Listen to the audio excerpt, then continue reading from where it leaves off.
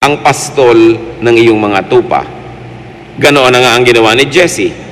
Pinagdala pa niya si David ng isang sisidlang puno ng alak, isang batang kambing at isang asnong may kargang tinapay upang ibigay kay Saul.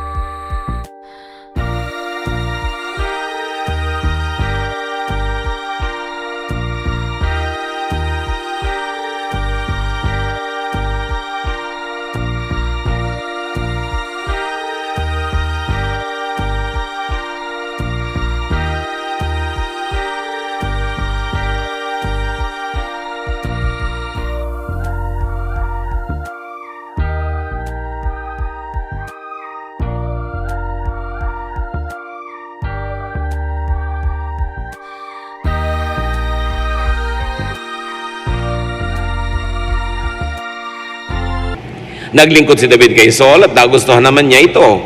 Kaya ito'y ginawa niyang tagapagdala ng kanyang sandata. Ipinasabi ni Saul kay Jesse, "Bayaan mong maglingkod sa akin si David sapagkat napamahal na siya sa akin."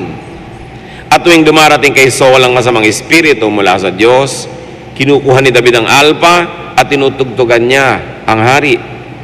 Si Saul naman ay naaaliw, umaalis sa kanyang masamang espiritu at siya'y gumagaling. At nawa pagpalain tayo ng Panginoon, maunawa natin ang mga dahilan ng pag-alis at pagdating ng Espiritu ng Diyos at ang pag-alis naman at pamumugad ng mga samang espiritu sa puso ng isang tao. So what about the so-called presence of God? Of course, we believe that God is omnipresent, that He is everywhere, every time. So by presence here, we mean God's delighted and delightful presence. Lagi naman talaga nandun ang Diyos, pero ang nawawala ay yung kanyang kaluguran, yung nakalulugod, nakapagpapalakas, nakapagpapagaling na presensya niya, nawawala yon, pero yung kanyang minimum presence is always there. 1 Samuel 16:13, iisa-isahin naman natin ngayon yung binasa natin kanina. Samuel poured the oil on David's head while his brothers watched. At that moment, the Spirit of the Lord took control of David and stayed with him from then on. Siyempre, lagi namang nandun ang Diyos, pero nagkaroon ng especially powerful presence, so-called anointing, kay David, mula nung siya ay hinirang na ng propeta na kasihan ng Espiritu ng Diyos.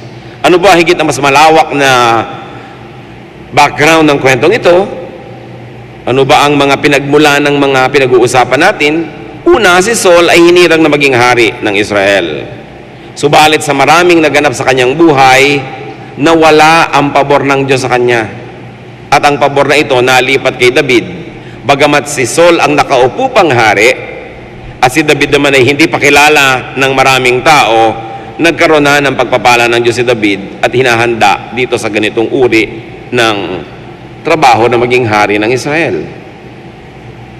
Naging very insecure si Saul, naging palabintang, magagalitin, naging malupit sa ilang mga tao, na puno ng mga pagseselos, lalong-lalo later on kay David. Nung si David ay naging matagumpay na mandirigma, ay maraming beses sa pinagtangkaan ni Saul na patayin si David. Lalo na nung nahulog pa ang loob ng kanyang mga anak kay David, na parang naaagaw na sa kanya ang lahat-lahat, lalong sumidhi ang panibugho niya kay David. At habang nangyayari yon, lalo namang nawawala ang kaluguran ng Diyos sa kanya, at lalo naman siyang nakakaya tuloy na guluhin ng masamang espiritu. So let's talk about God's so-called absence. Because God cannot be really absent, what are we talking about? The withdrawal of God's delight, the withdrawal of God's delighted and delightful presence. Parang may kasama kang asawang naturingan, nandyan pero hindi ka naman kinakausap, hindi ka kinikibo, hindi ka ine-estima, yun, nawala yung pabor, nawala yung ganda ng samahan, nawala yung kapangyarihan, pero nandun pa rin naman. Yun ang pinag-uusapan nating absence or presence. 1 Samuel 16:14-15, The Spirit of the Lord had left Saul, and an evil spirit from the Lord was terrifying him. It's an evil spirit from God that's frightening you, Saul's officials told him. Marami pong nahihiwagaan sa mga verses na ito. Paano magagawa ng Diyos na lisanin ng isang puso at padalhan ng masamang espiritu para ito guluhin? Ano ba talaga ang ibig sabihin for God to be absent? The absence of God's Spirit? God's absence produces its reverse, its opposite, its negative counterpart, evil. Hindi ka kailangan talagang padalhan ng masamang espiritu ng Diyos. Talinghagang pananalita lang yun. Pag umalis sa iyo ang Diyos, dahil ikay walang laman at bakante, automatic papasukin ka ng masamang espiritu. Tulad ng iginigiit at itinuturo ni Albert Einstein, sabi naman niya, wala naman daw malamig. There is no such thing. That the absence of heat produces cold. Wala naman daw talagang tunay na dilim. Just the absence of light produces darkness. So the absence of God produces evil. Yun ang automatic effect. Hindi kailangang sadyain na mangyari. The absence of God produces the presence of an evil spirit. And that's what happened in the life of Saul. God's delight left him. God's pleasure and blessing left him. He was now open to be occupied by informal settlers, ng mga masasamang espiritu. When God's delighted and delightful presence leaves a man, evil automatically comes to him. Parang pag inalis mo ang init, definitely lalamig. Pag inalis mo ang liwanag, definitely didilim. Hindi na kailangan gustuhin ang liwanag na bigyan ka ng dilim. Umalis lang siya, didilim ka na. When a man leaves God's abiding presence, he automatically enters the realm of evil. Mahalaga maintindihan ito. Pag umalis ka sa bakuran ng Diyos, walang neutral ground, papasok ka sa bakuran ng dyablo. Tumawid ka kasi ng bakod Walang neutral area between the two. When you stop being good, you begin to be evil. Kaya huwag papaalisin ng Diyos sa buhay. Kasi pag pinaalis nyo ang Diyos, papasukin kayo ng dyablo. Huwag nyong iiwanan ng Diyos. Kasi pag alis nyo sa Kanya, ang pupuntahan nyo, ang bakuran ng dyablo. The absence of God brings in the presence of evil. That's why in the life of Saul, nung umalis sa kanya, ang kaluguran at presensya ng Diyos, automatic, pinasok siya ng masamang espiritu. Mahalagang pag-usapan natin ngayon at pag-aralan, paano ba pinapaalis ang Diyos nang kung minsan ay sinasadya at madalas ay hindi mo namamalayang pinapaalis mo pala? Para hindi ka malinlang, because the devil prowls around like a roaring lion looking for someone to deceive and devour.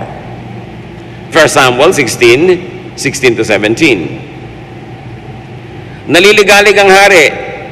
Ano po ba ang mga sign na ikaw ay ginugulo ng masamang espiritu? Laging mainit ang ulo mo. Lagi kang galit. Lagi kang naninibugho. Naiinggit, paranoid ka, lahat ng interpretation mo sa lahat ng bagay, masama. Hindi ka mapagkatulog, antok na antok ka na, hindi ka makatulog. At ngayon, kumisan, natatakot ka pa nga matulog. Dahil mawawalan ka ng kontrol sa iyong buhay. Kumisan naman, arang haba-habang panon, hindi ka dalawin ng antok. At punong-puno ka ng takot, pangamba, nervyos. Yan ay mga gawa ng kadiliman na nangyayari sa buhay ng tao. Dapat lang masuri, ano ba ang pinagagagawa natin na umuuwi at humahantong sa ganon? Bakit tayo nagkakaganon? Kaya mahalagang pag-usapan itong nangyari kay Haring Saul. Kitang-kita ng kanyang mga tauhan ang nagaganap sa kanya. Tulad ng, pag may nangyayari na sa atin, sobrang depression, sobrang paranoia, sobrang pagiging obsessed, nagkakaroon tayo ng obsessive compulsive behavior, unreasonable mood swings, alam ng mga nasa paligid natin na may masamang nangyayari. Kasi madalas sila ang nagiging biktima nito. Lalo't kung ang nagkakaganito ay may kapangyarihan, mas nagagawa niya yung mali. 1 Samuel 16:16 to 17. Your Majesty, let us go and look for someone who is good at playing the harp. He can play for you whenever the evil spirit from God bothers you, and you will feel better. All right, Saul answered, find me someone who is good at playing the harp and bring him here. Sabi ng mga tauhan niya, Sir, dapat po kayo mag-spa. Sobra kayo stressed. Stressed ang inyong puso, stressed ang inyong utak, at kung makikinig kayo sa hairdressers, stressed ang inyong buhok. Kailangang i-relax ang buhok. Di ba? Stressed ang inyong skin, kailangang i-relax. Stress ang buhay. Sa katunayan, yun ang nangyari kay Saul. Too much stress drives away the presence of God from our lives. Because stress brings out the bad in you. And God does not want to reside in the heart na pinaghaharian ng masamang ugali, masamang asal, at masamang gawa. Kaya umaalis siya. Pag alis naman niya, sasamantalahin ng evil, pasok agad.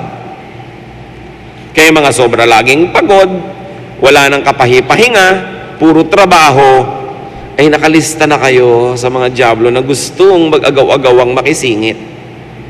Kaya ang Diyos nag-utos ng araw ng pamamahinga. Kaya ang Diyos nag-utos ng pagpapatawad kasi malaking stressor yung sama ng loob. Kaya siya nag-utos na sumayaw, umawit kasi malaking relaxation at therapy ang ating inaabot kapag tayo ay sumasayaw o kaya ay tumutugtog o nakikinig ng magandang awit. So the wise prescription gives a clue to the root cause of the presence of evil in and God's departure from Saul's life. Kailangan niyang ma-relax. He needed balance. And in this case, he needed music. Because music would rest his senses. Rest will give him peace. Peace will drive back God's presence into his heart because God does not want to reside in a heart that is not peaceful. Huwag niyo sabihin, Lord, pumasok po kayo sa puso ko para magkaroon ako ng peace. Sabi ni Lord, hoy, mag-peace ka muna sa sarili mo bago mo ko yayain. Hindi ako darating at magmamagikan kita para ka magka-peace. Gumawa ka ng paraan para ka magka-peace. At pag peaceful ka na, because I am God of peace, automatically, pupunta ako sa iyo. Pero pag magulo ka, ayoko ng ganyan, because I'm a God of peace, lalayasan kita. Kaya maraming tao, sila ang nagtataboy sa Diyos, hindi lang nila alam. Kasi kung Diyos pala ang pwede magbigay sa iyo ng peace, eh di kasalanan niya kung hindi ka peaceful. Di ba? Eh siya palang nagbibigay, ba't di niya ibigay? Hindi. Hinahanda mo ang iyong puso, ikaw ang gumagawa ng paraang payapain yan, at pagpayapa, sabi mo, Lord, maayos na po ang hapagkainan, dumulog na kayo. Malinis na po ang bahay, pasok na kayo. Hindi yung papapasukin mo siya ng ubod ng gulo, dahil pag magulo, alam nyo, si Satanas ang papasok. Kasi yun ang kanyang element. Trabaho nating patahimikin ang ating loob, papayapain ang ating puso, kalmahin ang ating mga damdamin, at saka tayo mapupuspos ng Espiritu. Saul agrees. Sabi, sige, humanap ka ng magaling na musikero. So you see, Saul was at least willing to be helped. May mga tao, pinapayuhan mo na, magagalit pa sa'yo eh. Pinagpapahinga mo na, magagalit pa sa'yo. Sige, magpapahinga ko, ikaw gumawa ng trabaho ko. Yung ganon, pinapayuhan mo na nga para siya matahimik, aawayin ka pa. At least si Saul may pag-asa kasi handa siyang maituwid. 1 Samuel 16:18, a man named Jesse who lives in Bethlehem has a son who can play the harp. One official said, he is a brave warrior, he is good looking, he can speak well, and the Lord is with him. David was the prescription. The ministration of David would be the cure. Balikan natin ang mga katangian ni David na idiniin noong opisyal na nag-recommend. David was brave. Buo ang loob. Yun ang kailangan na balancing ni Saul kasi at that time, sira na ang kanyang loob. Hati ang loob, mahina ang loob. Kaya napagsasamantalahan siya na looban ni Satanas. Kasi mahina ang loob. So ang kailangan kasama niya, yung buo at matatag ang loob. David was good looking. Ewan ko kung ano itsura ng mga general ni Saul, ano? Pero ang prescription, kailangan siyang mapaligiran ng kagandahan. Sabi, magandang lalaki po itong si David. Ano naman ang kinalaman ng physical attributes niya? Kasi nakakapagpahinga naman talaga ng mata yung mga aamot magagandang mukha. Pag pinaligiran mo siyempre ang sarili mo ng puro horror, mapapatili ka. Lalo't alas 2 ng umaga mo nakita. Sa kokonting liwanag pa lang. Kaya mga asawa, ministry ninyong lalong pagandahin na inyong mga sarili para pag napamulat ang mata na inyong asawa sa dilim at nakita kayo, huwag masindak. Kundi bagkos humimbing sa pagtulog. It's a ministry to look good. Alam niyo ba that looking good only means you respect people? Kaya yung mga tao na walang galang sa kapwa, kahit ano lang itsura, haharap sa'yo na ganon, kawalan ng galang sa'yo yun. Kaya yung very informal people from very informal societies, kasi sobrang secure sila sa sarili nila to the point that they become insensitive to how other people feel. But you present yourself in a way that will please the beholder. It is a ministry to look good. Beauty is therapeutic and God is God of beauty. At ano pa daw ang katangian nito si David? David spoke well, not vexing. May mga tao pag nakausap mo, bakit kahit malamig ang ulo mo, umiinit? Pag nagbuka na ng bibig to mga taong to, tahimik ka kanina, makagalit ka. Yung kaaway nila, magiging kaaway mo rin. Yung tahimik mong puso, dadala nila lagi ng mga bad news, mga nakakagulo, nakakatakot. Huwag niyong liligiran ang inyong sarili ng ganitong uri ng mga tao. No? They are ambassadors from hell. No? Kahit hindi nila alam. Kaya meron tayong ministry when we speak. Mga kapatid, kung minsan naman, be kind. May isang tao nag-e-enjoy, biglang papasok ka, ang pangit-pangit na balita, mga massacre dito at doon. Yung hindi naman kailangan laging pag-usapan. Hindi naman directly affecting the person. Bakit laging bad news ang dala-dala ng tao? Minsan magte-text ka, diba? Hindi mo alam ang kondisyon ng taong tatanggap ng text mo, yung pala, napakabigat ng dala-dala mong balita, lalo't nangungutang ka. Nasira na yung mood ng kapwa mo, isasaalang-alang mo naman, ano kaya ang mood niya? Makiramdam ka muna kung baka naman isang problema na lang, bibigay na siya at tatalo na sa ilog, ikaw pa yung nagbigay ng huling problema. Ikaw tuloy ang nagtulak sa kanya. It's a ministry to speak well. Pag may mga tao nagbabakasyon kayong lahat, magkaka-office mates kayo, don't mention work. Huwag niyong pag-usapan yung mga problema sa opisina, nagbabakasyon na nga kayo, nagre-retreat na kayo, yun na naman uungkatin mo. Napakalaking halaga na pinipili natin kung anong sinasabi natin. Kaya ang sabi, itong si David, he speaks well. Hindi lang siguro marunong pronounce ang F at V, kundi alam niya kung ano ang topic, ang magandang pag-usapan na nakapagpapagaan ng loob, nakakapagpaginhawa, nakakapagbigay ng pag-asa. At siguro yung boses niya, hindi nakakainis marinig. No? Maganda ang modulation. Hindi yung bukang-buka ang bungangan, "Hay, pumunta na tayo." Parang nilulun mo na yung kausap mo, nakita na yung tonsil mo. Siyempre, magpapakit ka noon, medyo isasara-sara mo yung bibig mo para medyo cute. No? Hindi yung parang lalamunin mo yung kausap mo. May mga ganong tao, iwas ka na ng iwas, nandito na yung muka. Wala ka nang puntahan dahil ding-ding na.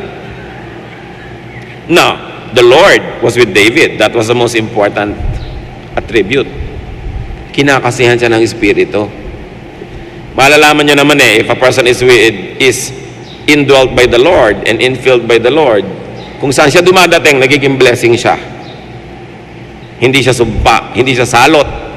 Alam mo, kinakasihan ng Espiritu. Bagamat hindi perfect, may mga mali. Pero ang general effect niya sa'yo, tumatahimik ang loob mo, napapanatag ka, nagkakaroon ka ng pag-asa, kaliwanagan, nagkakaroon ka ng saya, blessing ang mga ganong tao. Huwag niyo lang hanapin ang ganong tao, maging ganon kayo. Blessing sa bawat dadapuan ninyong mga kapwa. At kung tutuusin, yung mga qualities na ni David, these are the qualities of God. These are the qualities that God likes. And Saul needed these qualities because he had lost them. Wala na kasi. Lahat ng uri ng gamot, mga kapatid, isa lang ang pakay, balance. Kaya pag acidic ka, kailangan mo alkaline, di ba? Pag sobrang sugar, kailangan bawasan. Pag ang baba ng sugar mo, pinapainom ka naman ng may mga sugar na mga drinks. Balance. Pag sobrang taas ang cholesterol, kailangan bawasan. Mababa ang platelets, taasan. Laging balance. So itong sakit ni Saul ay sakit ng isip. Kaya kailangan yung isip niya ang mabalance. Kailangan maiba ang ihip ng hangin, maiba ang kausap, maiba ang topic, maiba ang marinig. 1 Samuel 16:19-20. Saul sent a message to Jesse. Tell your son David to leave your sheep and come here to me. Jesse loaded a donkey with bread and a goat skin full of wine. Then he told David to take the donkey and a young goat to Saul. Nakikita niya yung poetic imagery. Nag-aalaga si David ng mga tupa. Ngayon naalagaan niyang hari ng Israel. Yun ang kanyang magiging alaga. Mga tupa. Yun ang kanyang tupa ngayon. 1 Samuel 16:21-22. David went to Saul and started working for him. Saul liked him so much that he put David in charge of carrying his weapons. Not long after this, Saul sent another message to Jesse. I really like David. Please let him stay with me. Blessing talaga ang David na ito. Kasi nagsimula lang siyang musician. Ang husay-husay niya, nabigyan siya ng mga ibang gawain. At hindi basta gawain, siya ang may dala-dala ng personal weapons and armor of the king. Grabing trust ang ibinigay sa kanya. At sabi pa, nagpadala ng mensahe ang hari sa ama ni David, huwag mo nang pauwiin ang anak mo, nahulog na ang loob ko sa kanya, napamahal na siya sa amin dito sa palasyo, dito na siya sapagkat napakahalaga ng paglilingkod niya sa akin. Kayo ba, pag nagtatrabaho, nadadagdagan ang ipinapagawa sa inyo o nababawasan? Siyempre, yung mga batugan, matutuwa pag binawasan ng assignment sa kanila. Lalo pang at hindi mo napagawin, huwag mo nang gawin yan, ako na lang, natutuwa yung mga tamad. Pero alam nyong malapit na kayong matapos. Malapit na ang inyong end of contract. Dahil hindi na kayo pinapagawa wala nang pakinabang sa inyo.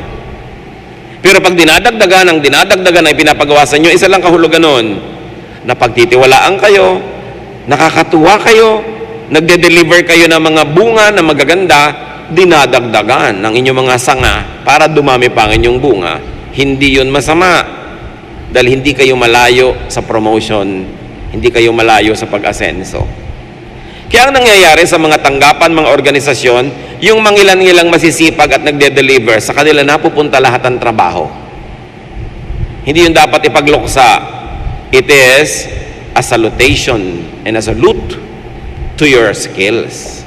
Yun naman halos hindi mo na binibigyan ng assignment, umabsent man na hindi napapansin. Ibig sabihin, mga walang silbi yun. Mga inutil. Nandun man sila o wala, umaandar ang mundo. Ibig sabihin, hindi sila kailangan. So, sino tayo dun? Dapat iniisip natin. Saul liked and trusted David. Saul enjoyed David's presence. Ibigay nyo, Saul liked, Saul trusted, Saul enjoyed. These are feelings. Feelings that he needed. Feelings that would give him balance. Because there was so much dislike and distrust and torture in his life. Balancing. 1 Samuel 16:23. Whenever the evil spirit from God bothered Saul, David would play his harp. Saul would relax and feel better, and the evil spirit would go away. Sino makapagsasabi na musika pala ang nagpapalayas sa masamang espiritu? Siyempre, meron ding sinasagisag at kinakatawan yung musika. Hindi lang yung mga tono at tunog. What drove the evil spirit away? Pagsamasamahin natin yan, beauty. The beauty of David's personal appearance, the beauty of his speech, the beauty and quality of his work, soothe soul. Soothing music drove the evil spirit away. The presence of someone trusted and liked drove the evil spirit away. An atmosphere of trust and rest, of peace and pleasure and enjoyment. These are good, beautiful, positive feelings. Dapat ganun ang atmosphere sa ating mga tahanan. Masarap uwian, mahirap layasan. Na mga tao'y laging nagmamadaling bumalik, because there is a beautiful atmosphere that creates very wonderful feelings. Feelings are products of thought. Kung ano man ang nararamdaman nyo ngayon, pakiramdam ng inyong damdamin, yan kasi ang iniisip nyo. Natatakot kayo ngayon, walang sala na nag-iisip kasi kayo ng mga katatakutan. Nag-aalala kayo ngayon, worried, siguradong ang iniisip nyo yung nakakapag-alala. Nagseselos kayo ngayon, siguradong yung nakakaselos ang iniisip nyo. Nai-insecure kayo ngayon, sigurado ang mga iniisip nyo yung nakaka-insecure. Saan kaya ako kukuha ng pera next month? Saan kaya ako kukuha ng kakainin? Nauubos na yata ang oxygen sa planeta. Natutunaw na yata ang mga yelo sa North Pole. Puputok na yata lahat ng bulkan. Lahat yata ng lindol darating. Pag inisip niyo lahat yan, matatakot talaga kayo. Feelings are products of thoughts. Good feelings come from good thoughts. Need I say that bad feelings come from bad thoughts? Think good, feel good. Sabihin nyo sa katabi nyo, dali. Think good, feel good. Sabihin nyo. Yan. Think good, feel good. Sabihin nyo sa sarili nyo, think bad, feel bad. Sino ngayon ang may kasalanan why you feel bad? Kayo rin. Sinong may kagagawan why you feel good? Kayo rin. You have that power. You can control how you feel by controlling your thoughts. Pati ba naman yung mga malalayong bulkan sa Indonesia, pinoproblema nyo? Eh di natural, matatakot kayo. May dumadaan lang truck na uga ng kote bahay nyo, akala nyo magugunaw na ang mundo. Yung mga tao na walang iniisip ko din katapusan ng mundo, laging natatakot. Bakit nyo ba pinoproblema yun? Total, sabi ni Jesus, walang nakakaalam kung kailan. Eh di, hayaan yun, Diyos ang problema. Mabuhay kayo ng mabuhay dyan. Kung natapos ang mundo, natapos. Eh kung hindi, di hindi. Pero sa mga taong laging nag-iisip nun, kahit hindi natapos ang mundo, pinroblema na rin nila. Lugi sila. Ngayon, pag natapos pa yung mundo, doble na ang pagkalugi nila. Eh yung hindi nag-iisip niyan, biglang nangyari na lang, hindi minsan ka lamang na inabutan yan. Pero yung nag-iisip niyan, kahit hindi mangyari yon, naganap na sa inyo. So live a godly life. Do your best. Live your life to the fullest. You can control your feelings by controlling your thoughts. Anong kinalaman ng musika? Kasi pag nag-iisip itong si Saul ng mga nakakatakot, nakakapagpahina ng loob, nakakasira ng loob na bagay, yung kanyang isip inaagaw ng tunog. Huwag mong isipin yan, tamo ang ganda ng tunog, makinig ka, makisabay ka sa tono, napapasabay ka na, napapainda ka na, nawala na yung iniisip mo sa dati niyang iniisip. Inakay ng kagandahan, inakay ng musika, inakay ng kagandahang loob noong musikero na wala sa unang iniisip. So you can control your feelings by controlling your thoughts. Avoid thoughts that make you feel bad. What thoughts make you feel bad? Lagi mong iniisip ang blood pressure mo. Diba? Yun ang isip ng isip niyan, yun ang lalong tumataas eh. Napababa na ba ng pag-aalala yung blood pressure na yan? Diba? Lagi niyong iniisip, pagkakain ka, naku, tataba ako. Eh di kumain ka, tapos mag-exercise ka. Pero huwag kang tumigil kumain kasi nakakalungkot ang gutom. Malakas talagang makasira ng bait yung kulang ka sa kinakain mo. Talagang masaya yung kumakain, kaya nga sabi, eat, pray, love. Diba? Bakit mo pinidayat ka ng diet dyan, di ka naman sumasaya? At saka kahit diet ka ng diet, hindi naman dumadami boyfriend mo, wala pa rin. Wala ka namang napapala. Diba? Malungkot ka pa. Think thoughts that make you feel good. When a person is rested and restful, when a person trusts, enjoys beauty, is ministered to by God's anointed, evil goes away. Hindi yung, in the name of Christ, go away from me, Satan. Hindi ka nung lalayasan nung gumagamit ka lang ng incantations ng mga parang magic words. Parang ipis. Palayasin mo ng palayasin, hindi ka lalayasan hanggang marumi bahay mo. Subukan mong linisin yung sahig mo, yung wala siyang nakakain ng mga nalalaglag na suman, mga ulo ng bisugo, at kung ano-ano. Lalayasan ka ng ipis kasi wala siyang makain, magugutom siya sa'yo. Inalbos, gumawa ka ng paraan. Huwag kang panood ng malulungkot na mga pelikula. Ang panoorin mo ay nakakatawa, nakakasaya. Kasi pag masaya ka, naiinis sa'yo yung diablo, lalayasan ka rin. Pero tuwang-tuwa siya sa mga malulungkot. Tuwang-tuwa siya sa mga miserable. Lalo kanyang sasamahan. Misery gets misery. Kaya kailangan, sinusuri mo, sino ba mga nakakausap ko araw-araw? Anong mga uri ng mga ideya na pagdidinig ko sa kanila?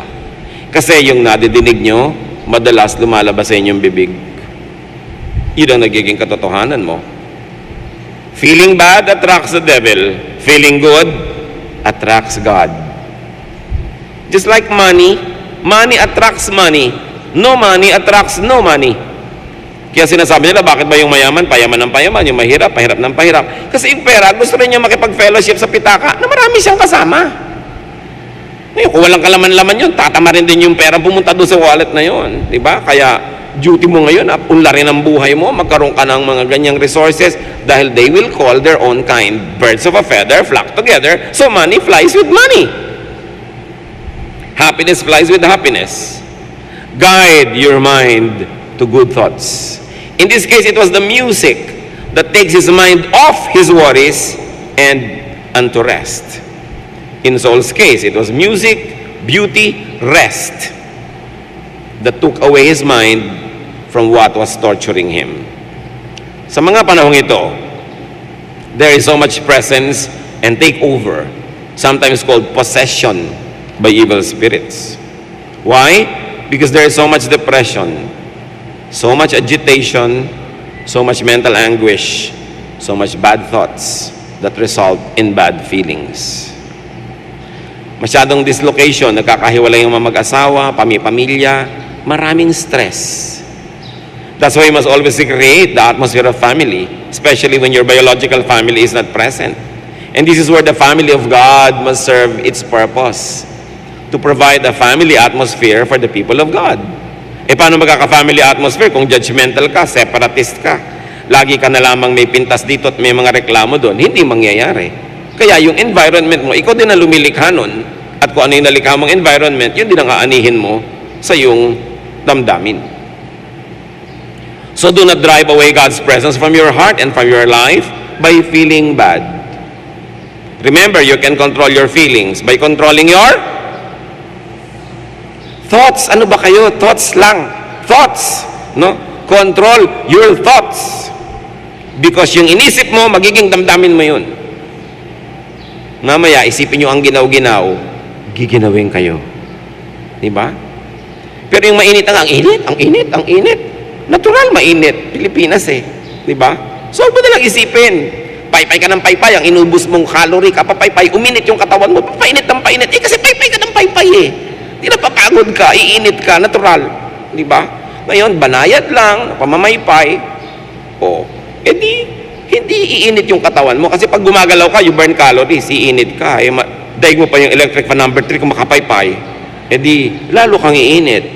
Ngayon, kung ayaw mo masira ang pamaypay mo, yung mukha mo nalang iganong-ganon. Tatagal ang abaniko mo. Di ba? So, do not invite evil by driving away God from your life. Do not give the devil a foothold. What drove God away from Saul? Worry, jealousy, distrust, stress, weariness, burnout, fear, obsession with power. You don't want to be a Saul? Avoid this. Iwasan nyo. These are bad feelings that come from bad thoughts.